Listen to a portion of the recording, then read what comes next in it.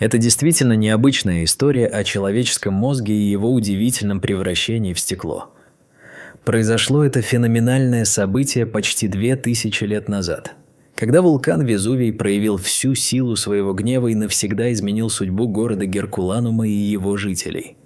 Мозг, о котором пойдет речь, принадлежал молодому человеку, жившему в первую половину первого века нашей эры. Этот случай не просто подчеркивает ценность человеческой жизни, но также оказывается важным вкладом в археологическую науку. Это трагическое событие стало началом удивительной истории о случившемся с человеком, жизнь которого оборвалась в результате извержения Везувия. Геркуланум не столь известен, как его сосед Помпей, но его история не менее впечатляющая и полна трагизма. В 1709 году были сделаны первые шаги к его раскрытию под слоем вулканического пепла, и вскоре после этого начались масштабные раскопки. Эти раскопки показывают, каким образом силе Везувия подверглись не только здания, но и жизнь людей, проживавших в этом городе. В описываемый период вулканическая активность была не просто фоном, а катастрофическим событием, которое уничтожило целую цивилизацию. Археологи, трудившиеся на этих раскопках, становились свидетелями ужаса, с которым столкнулись горожане, когда Везувий выбросил потоки пепла и лавы. Молодой человек, который оказался запертым внутри здания в момент извержения, стал одним из немногих, чьи останки были найдены в сравнительно нетронутом состоянии. Он не смог избежать смерти, но его уникальная судьба привела к тому, что его мозг пережил катастрофу. Большинство жителей Геркуланума пытались бежать к морю в надежде на спасение, полагая, что только так можно спастись от смертоносного пепла и дыма, который окутал город. Однако этот парень скорее всего потерял сознание от дыма и пепла. Эта потеря сознания оказала решающее значение для сохранности его мозга, так как он остался незамеченным в квартире, стал жертвой не только падения горячего камня, но также пленником горячего пепла, который вскоре окутал его, сохранив, однако, не тело, а просто мозг. Эта загадочная история показывает, как в моменты сильнейших испытаний может происходить иначе, чем мы ожидаем. Удивительно, но именно в момент, когда Везувий извергался, происходило нечто поразительное, не имеющее аналогов в истории. Вулкан не только выбросил лаву, но и создал облако горячего пепла, которое нагревалось до невероятных температур.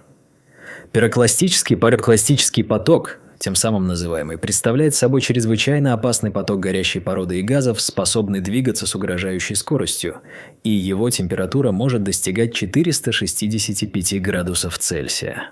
Однако в этом случае процесс разрушения был вызван облаком пепла, которое могло достичь температур от 500 до 600 градусов Цельсия. Это явление и стало ключевым фактором превращения мозга в стекло. Чтобы понять, как именно это произошло, ученые использовали метод дифференциальной сканирующей калориметрии. Этот метод был необходим, чтобы определить температурный порог, при котором молекулы мозга начинают плавиться – около 510 градусов Цельсия. Интересно отметить, что, несмотря на свою жестокую судьбу, мозг сохранился в первую очередь благодаря защите черепной коробки. Однако, несмотря на эту защиту, самое важное заключается в том, что температура пепла была такой высокой, что это сразу повлияло на его состояние.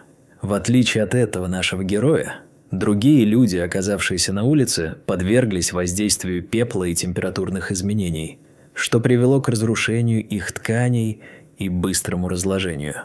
Когда археологи обнаружили стекловидные остатки мозга, они сначала подумали, что это просто камень, а не воплощение человеческой жизни и страдания. Но проведя дополнительные исследования, они обнаружили, что это органическая ткань, состоящая из специфических для человеческого мозга белков и нервных клеток. Это открытие показало, насколько уникальной и поразительной может быть не только судьба отдельных людей, но и сама биология человека. В этом контексте человеческая жизнь обретает новые смыслы, которые важны для науки и общества в целом. На протяжении веков ученые находили остатки человеческих мозгов. С 15 века было найдено более 4000 мозгов, но главным препятствием для их сохранения была их недолговечность. Человеческий мозг – это орган, который разлагается быстрее всего и буквально превращается в жидкость на глубине 2 метра под землей. Обычно, когда мозг сохранился, это происходит из-за особых условий захоронения. Иногда мозги высушиваются, замораживаются или даже превращаются в мыло.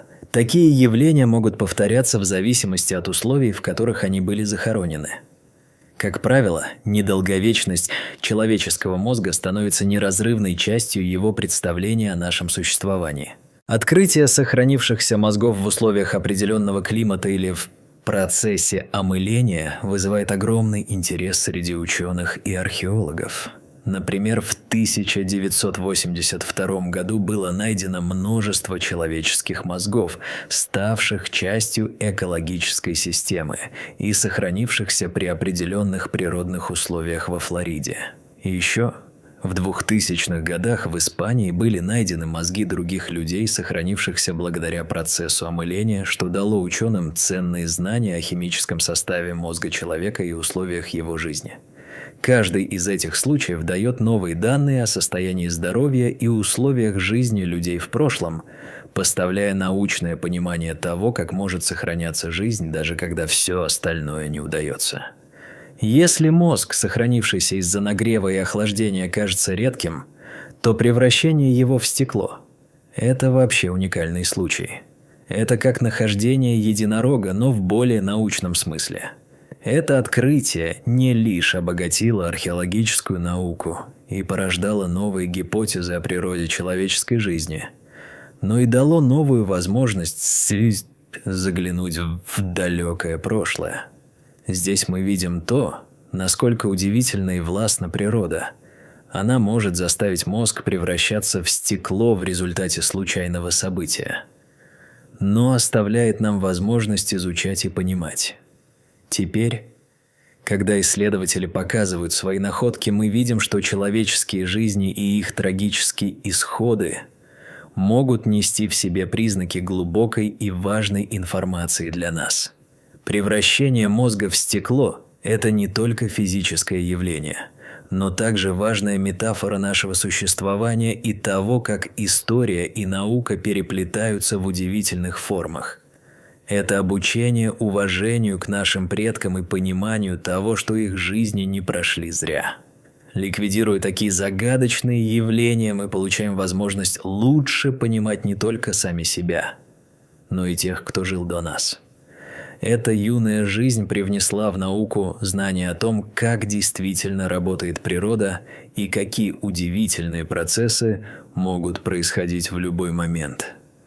Быть может, он не подозревал, что его трагический конец станет ценным источником информации для будущих поколений. Несмотря на то, что он не смог избежать своего судьбы, его мозг стал своего рода прорывом в археологии и оказал влияние на новую волну интереса к изучению человеческой природы и ее проявлениям. Его история подтверждает, что даже в самых трагичных моментах можно найти ключи к пониманию нашего существования. Погружаясь в изучение о невероятных превращениях и переменах, мы вновь осознаем бесценность каждой человеческой жизни, ее значение для науки и истории. Таким образом, открытие мозга, превращенного в стекло, не только добавляет штрихи к пониманию далекого прошлого, но и создает мост между нами, людьми, и теми, кто жил тысячелетия назад. Это дает надежду на то, что история человечества продолжит служить источником глубокой мудрости и вдохновения для будущих поколений, показывая, что жизнь, несмотря на свою краткость, оставляет вечные следы в нашем восприятии мира.